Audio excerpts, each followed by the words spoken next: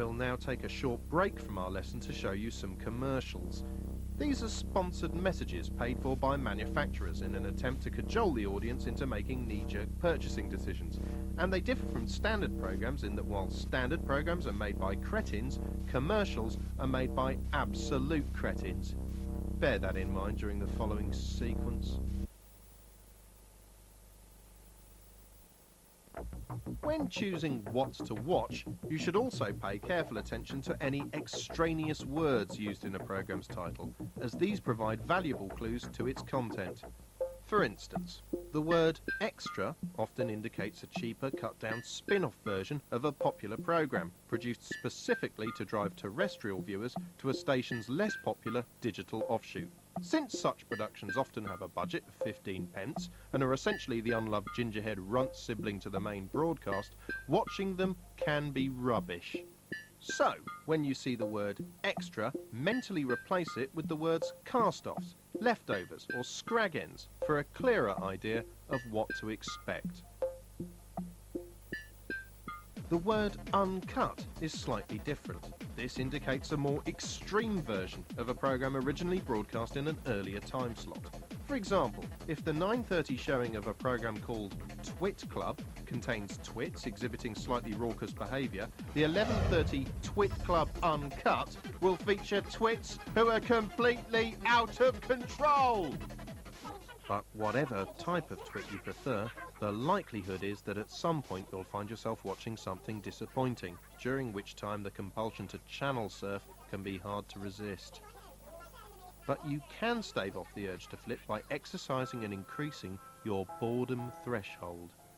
The following sequence will help you gauge your own boredom threshold. It lasts just 60 seconds, but will feel far longer. All you have to do is count the number of times you find yourself fighting the urge to change channels.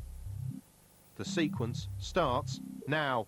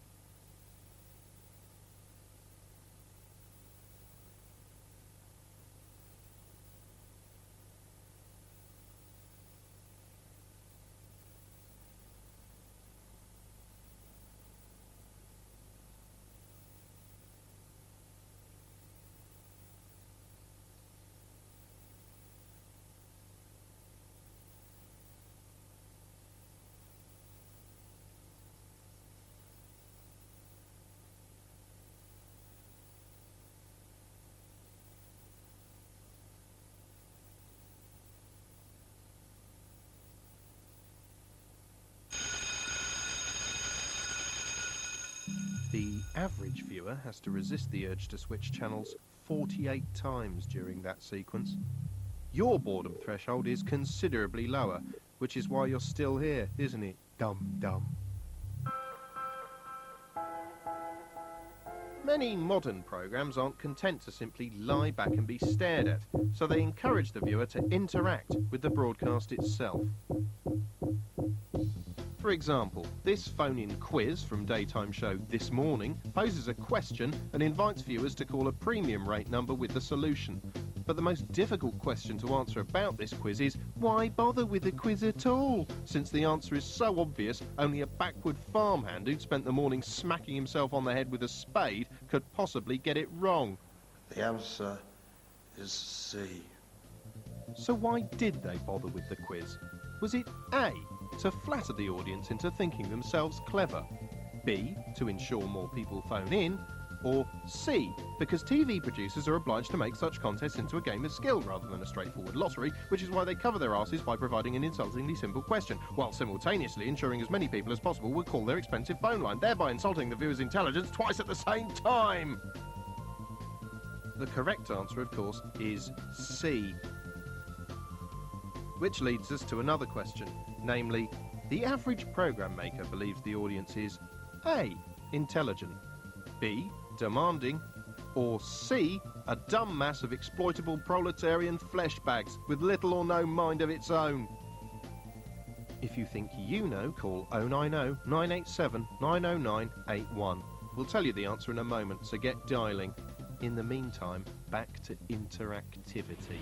From now on, you are entirely in control. Reality TV shows often feature a phone-in eviction vote, where the audience decides which preening dumbbell they can withstand the longest.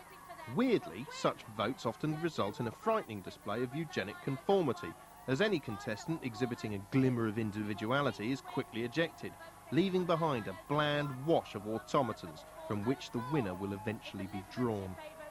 This sometimes leaves the producers struggling to make the programme seem interesting, and explains at a stroke why the answer to our earlier question was C.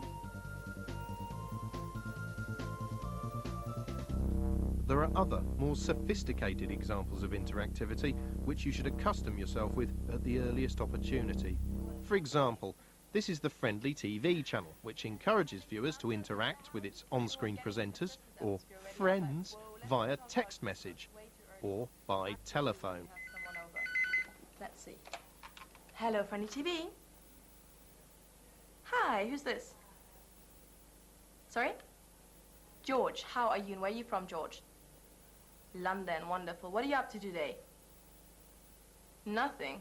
Okay, George, thanks for ringing and speak to you soon. Bye. Yeah? Oh, he's gone. I just spoke to George, who's actually from London. As you can see, the greater the level of interactivity, the greater the level of involvement engendered in the viewer. But extreme involvement can be dangerous. Quiz loss hubby's suicide. A husband killed himself after his wife beat him in the Test the Nation TV quiz show, an inquest heard. When she scored a higher mark as they watched the BBC General Knowledge show, he threw his notepad and pen across the room and called himself thick. After his wife went to bed at their home, he took about 40 pills and drank a bottle of vodka. However, such tragedies are rare. Most programmes try to make you feel good about yourself, and this, coupled with infinite distraction, makes it easy for viewers at home to use television to block out the reality of their lives. Used carefully, television can induce a trance-like state in the viewer, which has many beneficial uses. For example, this couple fell out of love 4 years ago, but have learned that using television as a substitute for personal interaction dramatically reduces the level of mutual loathing between them. Thus, television has kept their relationship alive well beyond its natural duration, and with any luck will continue to do so until the end of their lives together. Thanks to her use of television, this woman is unaware of her own lack of life experience. By watching people on television converse, laugh, attend parties and fire pistols, she shares some of their enjoyment and consequently has little desire to take part in mundane human activities such as attracting a mate or scaling the career ladder. Instead, she has created a secure mental bubble for herself, which is unlikely to ever be breached by outside contact. Here we see a man amusing himself and a friend by making sarcastic comments about a TV show. Such behaviour keeps both entertained and reinforces their shared sense of superiority. Cynical or sardonic viewers often believe that they have a firmer grasp on reality than the masses watching the same broadcast unironically, who, they reason, must be in some way insane to put up with such garbage. Yet this is not the case.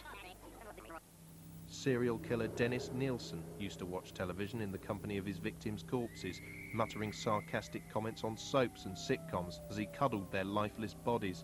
In other words, one's capacity to mock an episode of Bargain Hunt should not be taken as a reliable indicator of mental health, and indeed may mark its protagonist out as an angry outsider harbouring deep resentment for society. Here we see another outsider harbouring resentment in front of his television.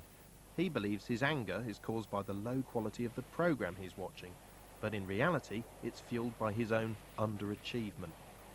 In his youth he dreamt of being a great playwright, but things have not gone well, and he now works in the marketing department of a shoe company. Watching mediocre television merely reinforces his belief that he could write better stuff than that with his eyes closed. Were he to switch off the set and channel his rage into creating a heartfelt work of fiction, he might achieve great success, but would also be devoid of his favourite hobby, sitting around, consumed with bitterness. As you've seen, there are countless ways to watch television. So far, we've looked at the most common methods. Finally, let's examine unconventional viewing techniques. Most people watch television with their head upright, but there may be occasions when they're unable to do so. This man has recently suffered a traumatic breakup and simply can't raise himself from the throes of despair. Note the horizontal positioning of the body.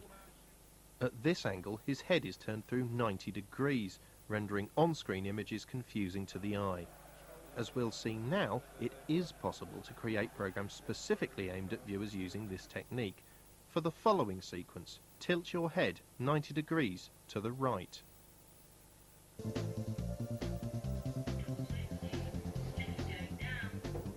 Karen, what a pleasant surprise. Drop the act, Mike. You don't like me, and I don't like you. But while we've got to use this lift together, let's just be adults, shall we? Whatever you say. Sadly, this pioneering sideways format does nothing to improve the overall quality of the broadcast. Now, let's try another unusual technique, this time a form of sexist interaction. The following sexist sequence has been designed to only make sense if the viewer follows the instructions on screen. So follow the instructions on screen. Oh,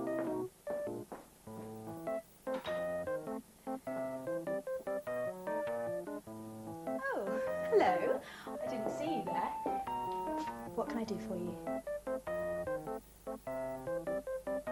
I see. Would you like a drink first? What can I get you?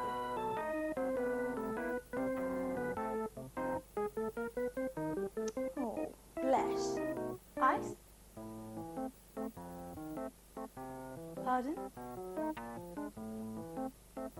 Right you are. Back in a moment.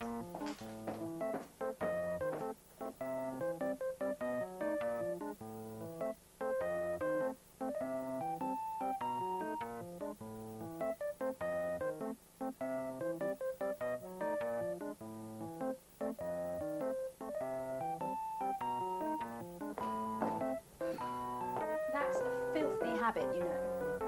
Here's your drink. Now, why don't you close your eyes while I take off these silly old clothes, hmm?